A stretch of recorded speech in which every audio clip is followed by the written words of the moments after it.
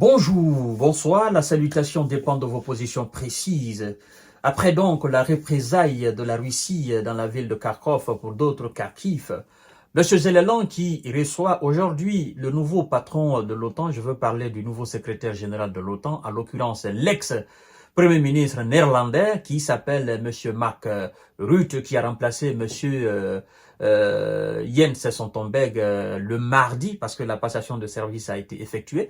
Monsieur Zelensky qui a fait sa tournée américaine, mais aussi européenne, tournée pendant laquelle il lui a été promis beaucoup de choses. Il faut dire aussi que Monsieur Biden lui a promis 9 milliards de dollars, chose qui a mis en colère Monsieur Donald Trump. Et donc, Monsieur Zelensky est très furieux aujourd'hui. Il est très furieux parce qu'il constate qu'il y a un retard, mais indescriptible dans le fournissement de ces missiles à longue portée, de façon qualitative, mais aussi quantitative. Il a d'ailleurs manifesté cela aujourd'hui et face à ce monsieur, c'est-à-dire le secrétaire général de l'OTAN, qui a commencé des discours va-t-en-guerre.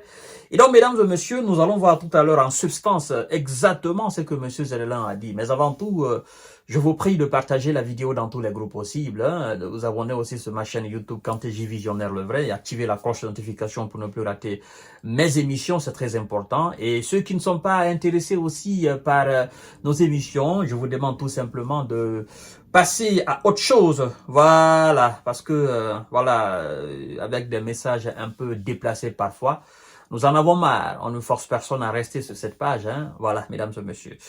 Et donc, missile à longue portée, Monsieur Zelensky accuse les Occidentaux de faire traîner les livraisons. Donc, il est furieux parce que il constate que entre les discours et les actions, il y a un siècle d'écart. Donc, il en a marre des manipulations et des mensonges.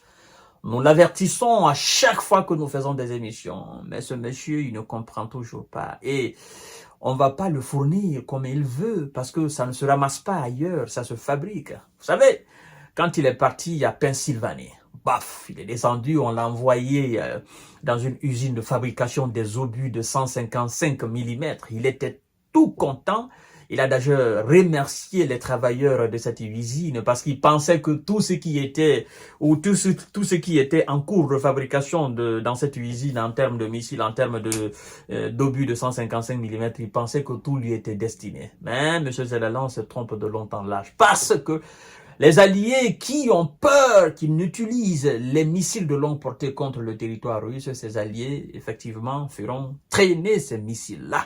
Alors, Monsieur Zelensky, le président ukrainien, a accusé ce jeudi 3 octobre 2024 les Occidentaux de faire traîner les livraisons à son pays de missiles à longue portée sur fond de débat, n'est-ce pas, quant à leur utilisation pour frapper la Russie.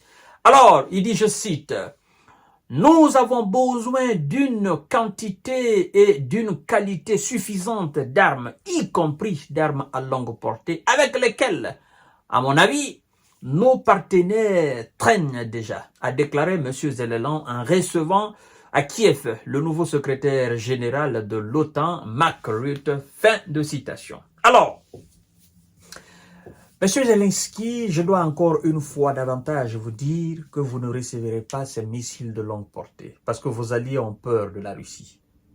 Vous ne les recevrez pas parce que vos alliés ont peur que vous ne les utilisez contre le territoire russe.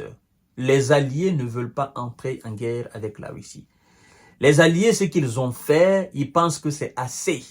Quand ils vous disent « nous allons vous soutenir jusqu'à X temps », ils vous mentent. Ils vous manipulent. Ils vous trompent et vous y croyez. Et maintenant, après, vous dites non, ils ne nous fournissent pas. Mais avant de les remercier, il faudrait d'abord avoir les missiles. C'est bien beau qu'ils vous promettent. Mais si, après votre départ de leurs différents pays, parce qu'à chaque fois que vous allez aux États-Unis, l'administration Biden déroule le tapis rouge pour vous, vous venez, on vous accueille, on vous applaudit, on vous dorlote, on vous chérit, et puis on vous raconte, on met du miel dans vos différentes oreilles, et après votre départ, On dit, bon, écoutez, il faut quand même laisser un peu. Il est parti, voilà. On a fait ces grands discours d'un seul jour. Et puis, Vladimir Poutine, lui aussi, il a réagi. Bon, voilà, on va faire ce jeu-là jusqu'à ce qu'il comprenne lui-même qu'on ne pourra pas continuer la guerre et qu'il faut effectivement négocier pour mettre un terme à cette situation-là. Voilà, mesdames, messieurs élégants, c'est ça la réalité au fait. Hein? Tu vas chaque jour qui passe perdre ton territoire. Chaque jour, chaque semaine, chaque mois, tu vas perdre des villes, des villages. N'est-ce pas, la ville emblématique de Vuhledar est tombée. Et donc, ces gens ne sont pas prêts à te donner parce qu'ils ont compris ce que tu veux faire. Toi, bêtement, tu allais étaler un plan de victoire devant eux. Et ils savent ce que tu as écrit comme plan de victoire. Ils savent, ils sont bien conscients de cela. Ils savent que là où tu es, là, tu es remonté, tu es fâché et tu veux faire capoter tout. Ils savent que tu veux les entraîner, n'est-ce pas, dans cette situation nez à nez avec la Russie. Et donc, eux, ils ne vont pas prendre ce risque-là. Ils vont jamais te livrer les missiles de longue portée. D'ailleurs, les missiles qui t'ont livrés, ils t'ont dit de les utiliser contre les militaires russes sur le territoire ukrainien. Tu les as utilisés, ça a changé quoi? Ça n'a changé absolument rien. Ça t'a apporté quel résultat? Ça ne t'a apporté que de la désolation, de la perte de tes villages et des villes. Et puis quoi? Tu veux que les gens continuent à dépenser de l'argent comme ça, à brûler de l'argent comme ça là? Monsieur Piotr Tolstoï a dit, et dit si vous voulez, faites le cumul de toute votre économie, achetez des munitions, achetez des armes, des chars, envoyez en Ukraine, nous allons les brûler tous. Et c'est ce que nous sommes en train d'assister. C'est-à-dire, on ne sent même pas que les Occidentaux fournissent des armes à M. Zelensky.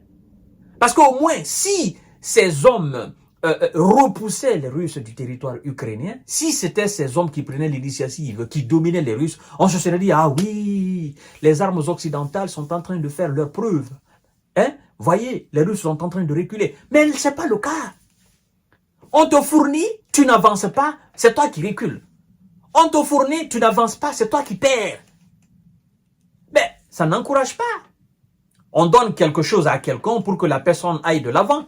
Mais si on te donne, tu recules, on te donne, tu recules, à un moment donné, on se pose des belles questions. On se dit, mais lui, il vaut rien.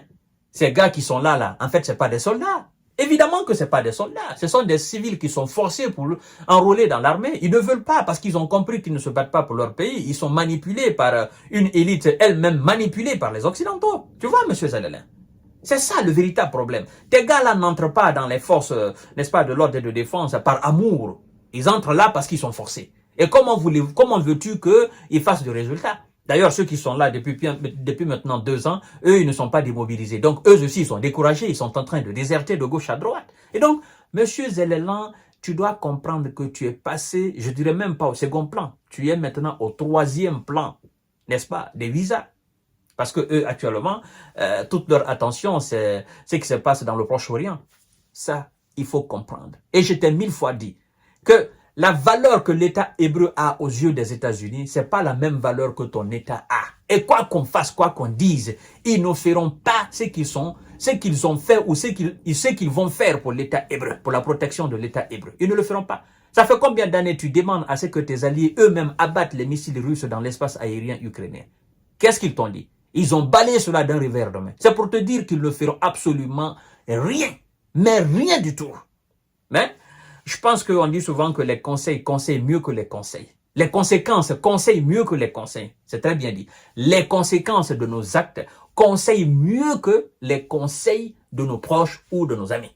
Voilà, mesdames et messieurs. Monsieur Zelensky, ça pleure déjà et ça accuse ses alliés. Je vais revenir tout à l'heure pour notre série d'informations de décortiquage. Je vous demande de partager la vidéo dans tous les groupes possibles. Continuez à vous abonner sur ma chaîne YouTube Kanté J Visionnaire le vrai. Merci beaucoup et très belle journée de jeudi.